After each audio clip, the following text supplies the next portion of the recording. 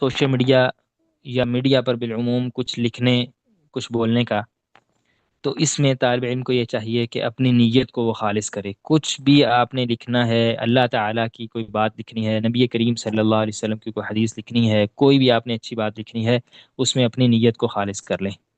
نیت کو خالص کرنے کے متعلق بہت ساری احادیث بھی ہیں، آثار بھی ہیں۔ معروف حدیث نبی صلی اللہ علیہ وسلم کی انما الاعمال بالنیات، اعمال کا جو اصل دار و مدار ہے، جو بنیاد ہے، وہ نیتوں پر ہے۔ جیسی آپ کی نیت ہوگی ویسا ہی آپ کو فائدہ ہوگا۔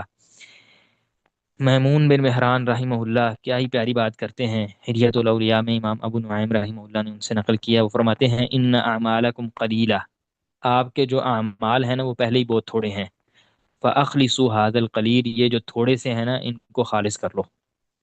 یعنی عمل پہلے ہی ہم سے تھوڑے ہو رہے ہیں، پہلے ہی ہم عمل اتنے تھوڑے کرتے ہیں کہ یہ کچھ نہیں ہے، تو یہ جو تھوڑے سے ہیں نا ان کو خالص کر لو۔ تو انسان طالب علم جب کوئی بات لکھے تو اپنے ذہن میں یہ بات رکھے کہ میں اس کو لکھوں، اس سے میرے دین کو فائدہ ہو، مجھے اللہ تعالیٰ کی رضا حاصل ہو جائے اس کلمہ کو لکھنے کی بنیاد پر۔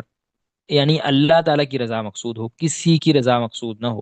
آپ کے علم میں ہے اور آپ بہتر جانتے ہیں کہ اس وقت ہم بہت ساری باتیں لوگوں کو سنانے کے لیے، لوگوں کو بتانے کے لیے، لوگوں کو دکھانے کے لیے کرتے ہیں، اور بلکہ عموماً جو عمومی رجحان ہے وہ یہی ہے۔ بلکہ بسا اوقات کسی رشتہ دار کو دکھانے کے لیے کوئی حدیث لگا دی جاتی ہے اسٹیٹس پر کہ وہ اس حدیث کو پڑھے۔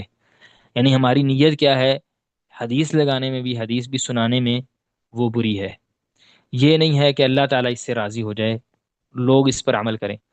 کبھی کسی کے سامنے اچھا بننے کی نیت سے کہ لوگ مجھے بڑا اچھا اور نیک سمجھیں، اس بنیاد پر آپ کوئی چیز لکھتے ہیں، کوئی چیز بولتے ہیں، اللہ کے لیے ایسا نہیں کرنا چاہیے۔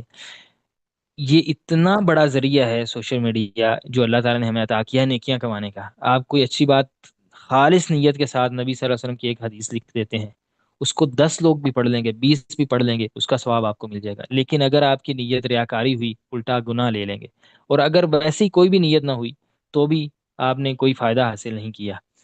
اسی لیے امام سفیان ثوری رحمہ اللہ کا معروف قول ہے، وہ فرماتے ہیں لا اعلم شیئا من الاعمال افضل من طلب العلم والحدیث لمن حسنت نیته۔ المحدث الفاصل میں امام رام ہرمزی رحمہ اللہ نے ذکر کیا، وہ فرماتے ہیں میں اعمال میں سے میرے نزدیک کوئی بھی چیز اتنی افضل نہیں ہے جتنی علم حاصل کرنا ہے۔ کس کے لیے؟ لمن حسنت نیته، جس کی نیت اچھی ہو جائے، نیت جس کی اچھی ہو جائے۔ اس لیے آپ دیکھیے کہ سلف صالحین صحابہ کرام بات بات پر اپنی نیت کو جانچا کرتے تھے۔ کوئی بھی کام کرنے سے پہلے اپنی نیت کو جانچتے تھے، نیت کو دیکھتے تھے کہ میری نیت صحیح ہے یا نہیں، اور پھر وہ عمل کرتے تھے۔